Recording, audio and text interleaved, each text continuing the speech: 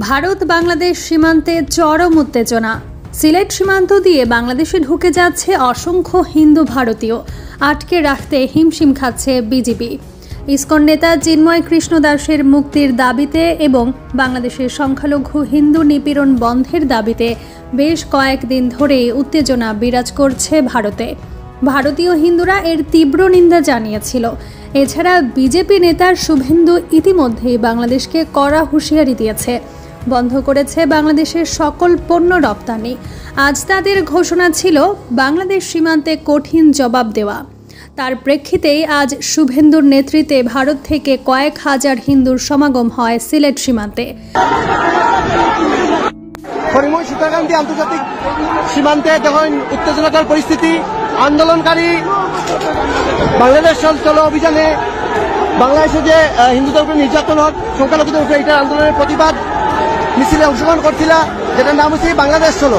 তারা এখানে আইসই না, ইয়া সুতারকান্দি বর্ডারে আবার পরে এখানে প্রথম ব্যারিকেডে পুলিশে তারা আটকাইছে, 2 নম্বর এখানে হয়েছে বিএসএফ। ওকে, বহুত প্রতিবাদকারী বিএসএফেরও এটা ক্রস করে যাওয়ার চেষ্টা করছে, কিন্তু পারছে না। এখানে দেখতে পাচ্ছা বর্ডার সিকিউরিটি ফোর্সের যারা আছেন তারা এখানে তীব্রভাবে এখানে তারা নিয়ে একটা খাটো দলের টেম্পোরারি বেড়া এখানে তৈরি করা হয়েছে। আর এই সাইডে এখানে দৃশ্য দেখেন, জাতীয় পতাকা লোকেল এইভাবে আন্দোলনকারী দেখেন ব্যারিকেড গুলা ভাঙ্গিয়ে এইভাবে ভিতরে ঢুকলে এখানে দৃশ্য আপনারা দেখতে পারবা। দেখি আমার সাথে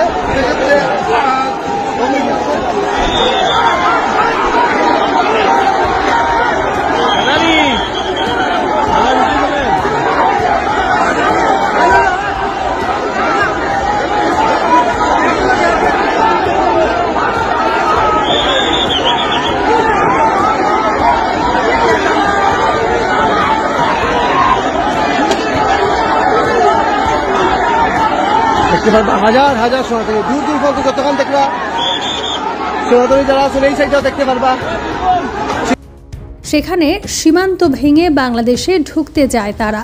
এ সময় বিজেপি বাধা দিলেও তা উপেক্ষা করেই কিছু ভারতীয় ঢুকে যায় বাংলাদেশে।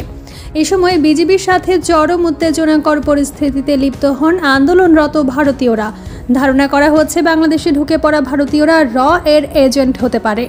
তারা বাংলাদেশকে হুমকির মুখে ফেলতেই বাংলাদেশে ঢুকেছে। আর যদি ভারতীয় কোনো নাগরিককে আন্দোলনে প্রহার করা হয়, তার ফলে সার্জিক্যাল স্ট্রাইকের মুখে পড়তে পারে বাংলাদেশ, যা বাংলাদেশকে একটি কঠিন বিপদে ফেলবে।